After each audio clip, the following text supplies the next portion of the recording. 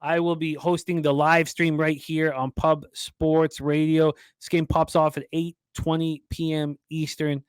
Dallas Cowboys 12-5, 4-4 on the road at the New York Giants 9-7-1, 5-3-1 at home. We're at MetLife Stadium, East Rutherford, New Jersey. Scattered thunderstorms for this one, so we got to keep an eye on it. We'll be talking about it again Thursday at our Cappers Contest show, and of course Sunday for NFL Pub Hub. We're at MetLife here. Cowboys win total is at 10.5. The under 10.5 heavily juiced minus 140.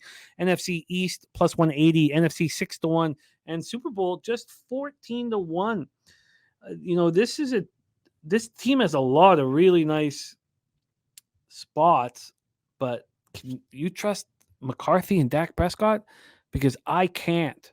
But they have an incredible defense, and Dan Quinn stayed, and there's a lot to talk about with these Cowboys. And let's start with the line history here. They are sitting as 3-point favorites over at Pinnacle. There's 3.5s on the board. There's not been a 3.5 at Pinnacle, although you could have got it on August 31st. Dallas was -3 at -120. They've been at -3, -120 a couple different times, but their -3 is now -114. The Giants still at +3 or +103 over at Pinnacle. Let's move over to the total here for our big Sunday nighter. I can't wait for this game, man. It's going to be fun. Total sitting at 46 right now. Opened up at 47. A 1-point drop towards the under. Get into the cash for this one. It's 50-50, man. 26,418 tickets in, and 49% of tickets and 50% of cash are on the Cowboys. It's going to make it even more fun. 50-50 action. People believing that what happened with the Giants wasn't a fluke last year, and Daboll can run it back with Wink. I can't wait to talk about both these teams. The total has 54% of tickets and 68% cash on the over, and yet it's moved to the under.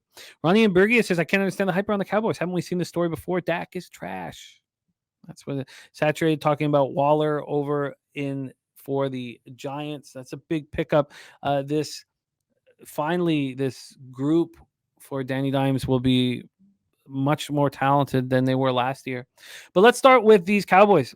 So last season, 14 regular season and playoff games, Prescott threw a league high 17 interceptions.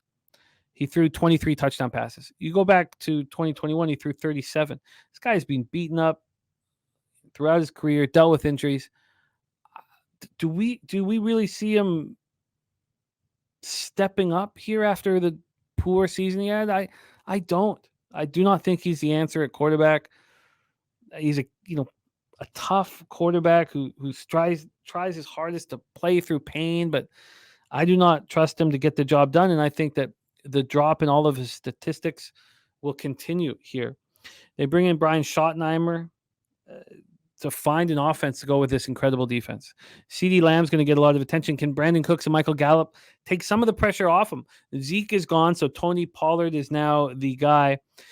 If you want to talk about the Cowboys, you got to talk about their defense, man. Number 2 in defensive DVOA last year, and Dan Quinn is this perfect fit for them. They have edge rusher Micah Parsons is a beast.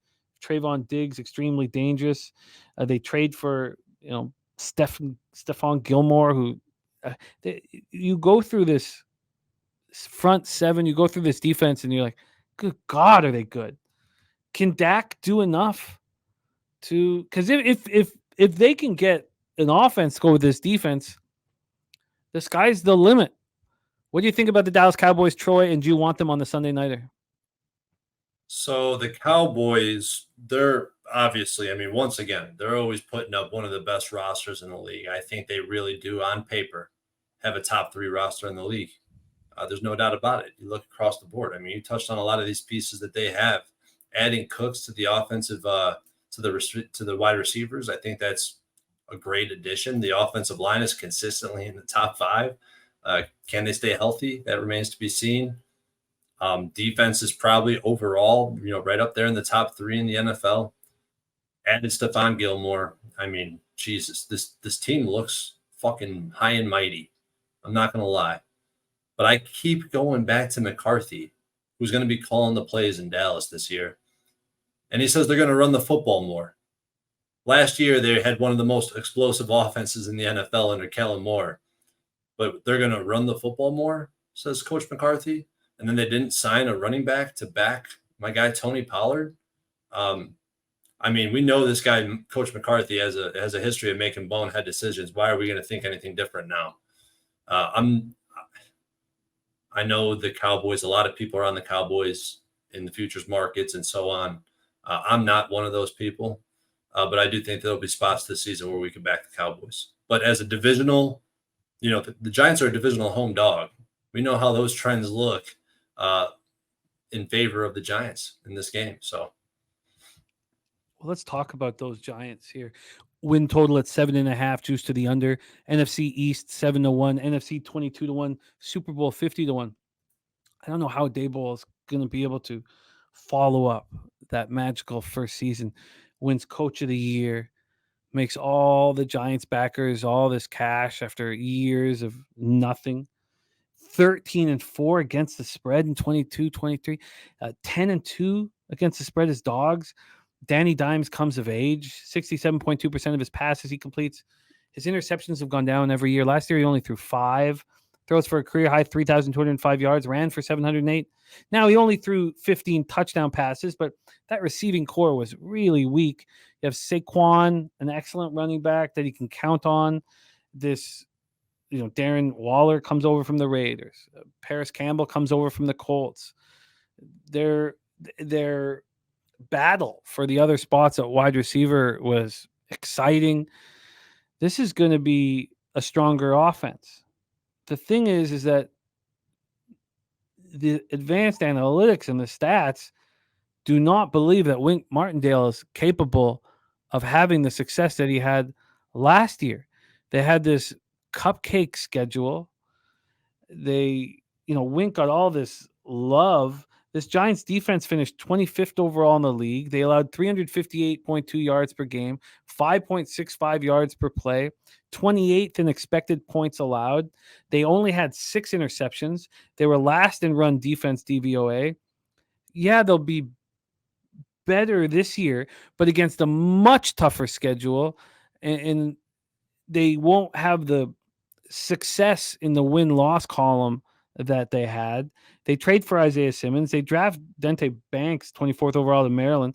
They signed Bobby Okereke.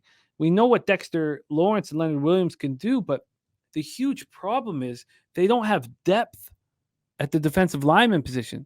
You can't ask these Giants to play 90% of the snaps because they just get tired. And you have to keep them on the field because they have no depth at defensive line. I think that this defense takes a step backwards. Maybe the offense is still good, but against a tougher schedule, I understand why the Giants are getting no love in the futures market, and the expectation is for them to go 7-10. Do you want them at home on Sunday night as a home dog, though? Take it away for us, Troy. Talk to us about the Giants' second to last game on the card. Yeah, Brian Daboll flipped the script for this Giants team last year where, they weren't even on the radar before Brian Daboll. And unfortunately, the Giants really didn't improve in their weakest positional group, in my opinion, which was their offensive line. But Daniel Jones does a great job in the pocket. I think he's better than advertised. He plays with passion. The kid's a gamer. He wants to make big plays, and you can tell that by the way he plays the game of football. So I'm a believer in Daniel Jones, contrary to what the popular opinion is of Daniel Jones. I kind of fair to his side. Defensive side, like you said, I just don't see how this defense is really any good. They have no depth at the defensive line, which is really their only bright spot on this entire defense is their defensive line. And there's just no depth. Any injuries, it's going to be a monumental problem for them. Dexter Lawrence is a fucking dog. Watching him play is something else. They have playmakers on offense. They have good talent on the D-line, good coaching, good leadership, but that doesn't improve their offensive line. That doesn't improve their defense or their awful secondary. They're due for regression. They're a divisional home dog. This should be a Giants or pass spot. It's Giants or pass for me personally, but I'm not betting this game. I think this might be a spot that we just focus on live. at this point. I don't feel like I have an angle as much as, a Sunday nighter. I would like to be on the under, and that it's gone from 47 to 46. I think it's all pointing in that direction. I think it's pointing in that direction, but you have 54% of tickets, 68% of cash on the over. But I have interest in the under because I don't think the Giants are going to be able to. I don't think anybody in the league is going to be able to put up many points on the Cowboys, and I don't trust Dak and the cappers in the chat, who were all over Tony Pollard last year, who are now concerned if he's going to have to play in between the hash marks, if he's going to have to be hammering against these tough defensive lines, that was Zeke's job last year. So I guess the under is something that I'm very interested in. I guess the under, now that I talk it out.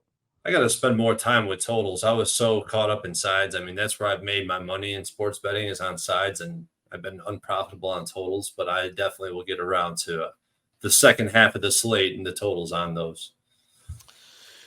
Yeah, well, we have a marathon ahead of us. If you thought this show was long, but we have a big season ahead of us.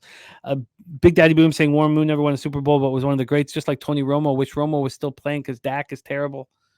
Rocking my Warren Moon jersey right now. I need to get an Eskimos Warren Moon jersey, though. That's what I really need. Detroit Lenny says, I think this is the best number we get on the Giants. I'm certainly not going to take the road favorite here on week 1.